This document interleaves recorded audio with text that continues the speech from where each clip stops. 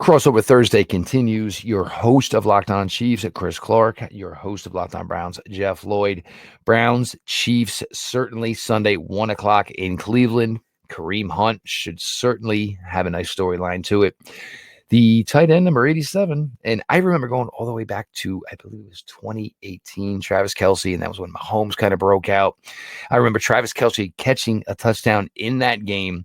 I also remember the same route being run in the playoffs later that year. Browns fans are very curious about whether or not a certain someone may be making a trip to Cleveland on Sunday for 1 o'clock. But Chris, look, I mean, when you were that in with your team, you certainly find causes to get yourself nervous, which sounds like you're doing a little bit here. But so whether it's keys to victory or look, and the Chiefs always, it goes like this every December. There's one loss or whatever. And it doesn't necessarily make us question the Chiefs, but it maybe questions the Chiefs with inside their locker rooms, inside their meeting rooms, and all of a sudden it becomes a different product. But for the Chiefs Sunday, what are the three biggest things that you were essentially looking for? Honestly, the biggest thing that I'm looking for is a team that actually comes out and takes care of business. And that's so you want it over early. You would like it over early. I thought I was gonna be over early against the Cleveland Browns, against the Los Angeles Chargers, and then because they go up 13-0 going into halftime, and you're like, okay, if they find a way to stop the Chargers the first drive and they go down and score a touchdown, this game is over, because the Chargers hadn't done anything, and then all of a sudden they're down 14-13 after nothing. So I would like it to be over early. I would like it to be a 3-score game by halftime, but the reality is Kansas City doesn't generally play the games like that. So we'll see what happens. But you look at this game, the big thing, and this is what's really been key for Kansas City, is obviously they're still winning regardless of how they've been playing.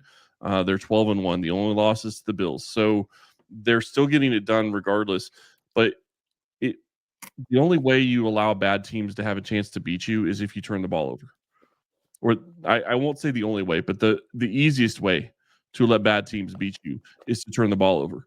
And if Mahomes takes care of the ball, they should be in good shape at this point to win against the Browns. So that's key number one for me. Key number two is take advantage of what Winston's giving you. Winston has been turning the ball over. Make him a guy that's going to go turn the ball over. Do the exact opposite of what you've been doing most of the season and actually get turnovers in this game, because that's the other way that this game could get out of hand for the Chiefs going that direction, is if they get the Browns to turn the ball over once or twice and they are going on short fields. So those are the two biggest keys to me. And then, you look at, playing this Browns team, it's just a question of, do the Browns show up like every other team seems to show up against Kansas City? It seems like just about every single team the Chiefs play them the hardest of just about anybody else that they've ever played. Which is the way it should be, to be honest, to be fair. It should be. No, I get it. But every single week they're playing another everybody's A game. Everybody's A game, yep.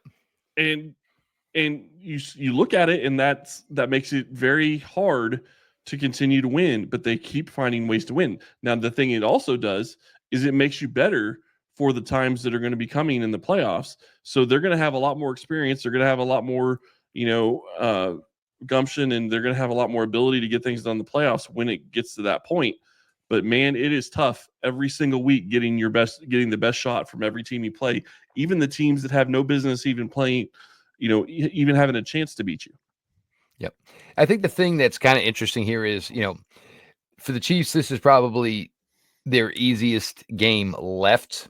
Meanwhile, you have Pittsburgh and you have Buffalo with very, very difficult assignments, which could set up for this to be perfect, because the Chiefs could have a 3-game lead with 3 to go. And this may not be the best version of the 2024 Chiefs yet. And I'll be honest, I mean, we've all seen this team for over years. You kind of believe this team kind of gets hotter as they get closer to the finish line. So we'll see the way that works.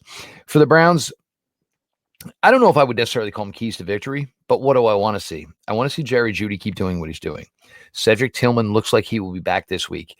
A lot of people talk about Jerry Jeudy over the last couple of weeks, but when Jameis first started under center for the Browns, the first game and a half, it was really Jameis and Cedric Tillman that were developing a really nice relationship.